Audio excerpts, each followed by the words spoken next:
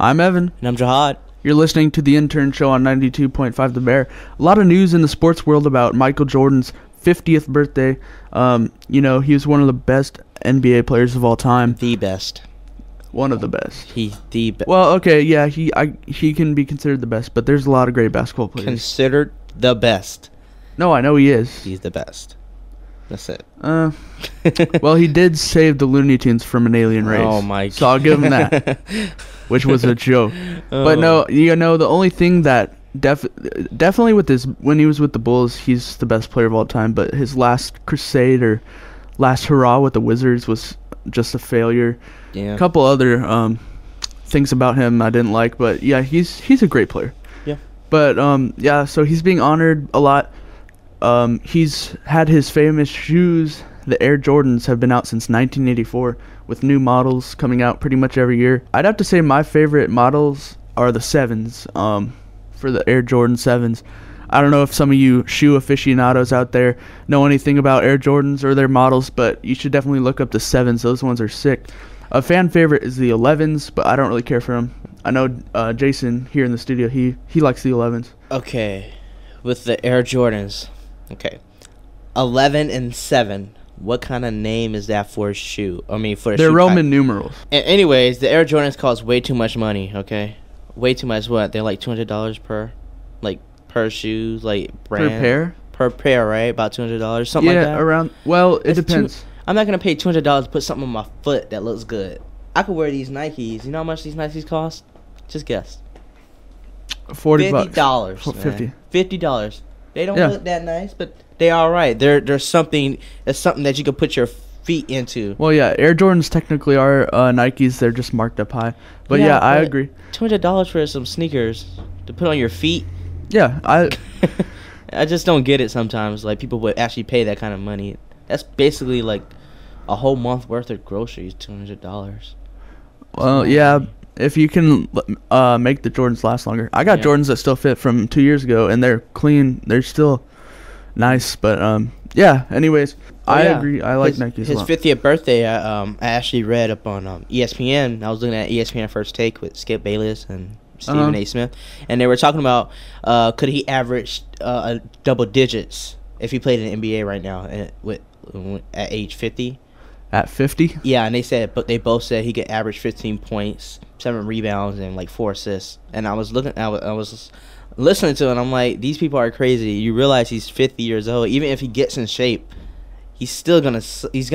You can't. It's gonna be like that Bernie Mac movie, Mr. 3000. I know, and everybody thinks Michael Jordan can keep up with anybody. Just try to put a 50-year-old. Look, watch 50-year-old Michael Jordan in shape. He's in shape. Yeah. Against LeBron James. LeBron James will break his ankles definitely. Bad. And people are actually saying Michael Jordan can compete with anybody, even if he's like in a once he gets in a wheelchair, then he can't compete no more. I'm like, this dude is 50 years old. He cannot guard for his age, anybody. He is pretty fit, but yeah, I agree completely with you. Smokes too much cigars. That's the problem. Yeah, he's probably out of shape. I'd like to see a one-on-one with him and Barack Obama. They're kind of similar age. Yeah. I know Jordan would smash, but it'd still be Barack fun Obama, to watch. hey, he ain't that bad. He pretty good. He ain't that bad though. I know, but they're around the same age, so that'd be funny to watch. Yeah, that'd be funny. But yeah, the athleticism of the young guys with the 20-year-olds who are taller than Jordan, way taller, shoot better than him. But at the time, he was one of the best players, and he was surrounded by so many great players like Karl Malone, John Stockton, and Hakeem Olajuwon. All these great players in his time that he had to compete against. So that's what really made him special, I think, and his championship runs. But yeah, so that's why his legacy lives on. Yeah, so he's good at basketball. Of course. All right. He's good at basketball. All right. Oh, so I'm Evan. And I'm Jihad. You're listening to the Intern show on 92.5 The Bear. I'm Evan. And I'm Jihad. You're listening to the Intern show on 92.5 The Bear. We got a topic here for you. Big NFL and MLB free agents. I'm going to be telling Jihad some of them, and he's going to give us his response and thoughts on them, and I will too. But so big NFL free agents right now are Joe Flacco from the Baltimore Ravens. They're going to re-sign him, so don't worry. Paul Kruger, also from the Baltimore Ravens. Really good lineman. Wait, Kruger. Oh yeah, okay. Yeah, I remember and him.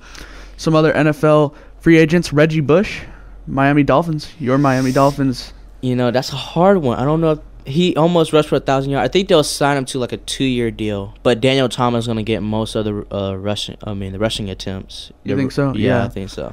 Because, running backs don't last that. How old is he now? Like 30 something? Yeah, he's 31 or so, 32. Yeah. 30 is the average age that running backs start to decline. Yeah. Because their legs only run so long. Yeah. Running backs they get hit the most out of any player. Yep. The quarterback's protected, the running back's not. You can hit them as hard as you want. So, yeah, that's one thing about the running backs, how they don't last too long in the NFL. Like LaDainian Tomlinson, when he was there, he was great, but once he got old, man. You remember what happened? Bad. Remember Sean Alexander? Yeah. Remember when he broke the rushing touchdown? Nobody heard from him after that. I mean, he had that year, and then the next year he had 14 touchdowns, and the next year after that, he's gone. I'm like, yeah, he did. Like he didn't even have a big retirement or anything. I know. That was crazy. Everybody just forgot about him. It's like ridiculous how these running backs are like great, like 2 years in a row, and then they just fall off. Yeah. Like I think of Adrian Peterson. I don't think he's ever gonna fall off. I think he's gonna still be good. Yeah, he's gonna be good for a yeah. while. He definitely has some wheels on him. Yeah, especially after recovering like that, knowing the fact that if he does get injured, he'll still be back. I don't know how age will do on that knee, but yeah, he's a great running back. What about the MLB free agents? We also have some MLB free agents. Kyle Lausch, Cardinals. Cardinals free agent, great pitcher last year. Good ERA, a lot of strikeouts, couple wins. Surprised. I think the Dodgers are gonna sign him. The Dodgers, they might. Because they've been signing everybody. They signed Zach Greinke. They signed a Japanese pitcher out of Japan. So it's like they got money. They got a lot of money. Magic Johnson making that bank.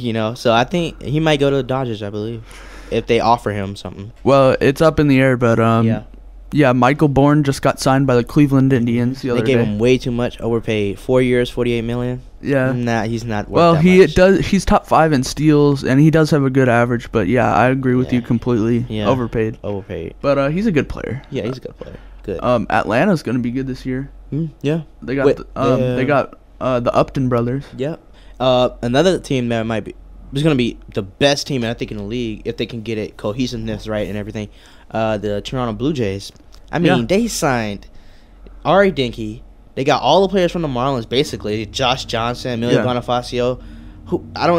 They have a whole bunch. They have John Buck. They have Jose Reyes. They have the most talent in the league. If they get that cohesiveness right, they're gonna be probably like one of the best teams. They still have ever, Jose Bautista. And they still have Jose Bautista. That is just, if you look at that lineup, it's just ridiculous. If you look at that pitching staff, it's just ridiculous. It's like they're like the new Boston Red Sox when the Boston Red Sox. Okay, I'm not saying they're Boston Red Sox, but remember when Boston Red Sox got all those good free agents, all that.